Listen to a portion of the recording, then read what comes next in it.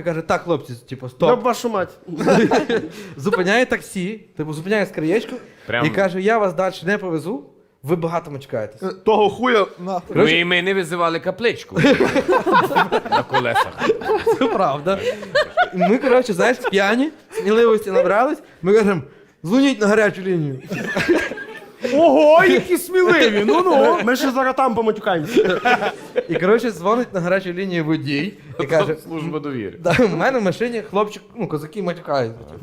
Козаки? Ну, так якось він нас так назвав. Вадим Що, так в собі костюмах уявив. їхали? Вони матюкалися древньою. Ах, щоб тебе, бодай би тобі. Ми йому лист писали. Коротше, це. І він дзвонить на цю гарячу лінію, і жіночка каже: вони матюкаються на вас, пане водій? Він Я каже, у простір. він каже, так, на мене ні слова не кажуть. На мене ні слова не На кажуть. пахнючку. Вони тільки ж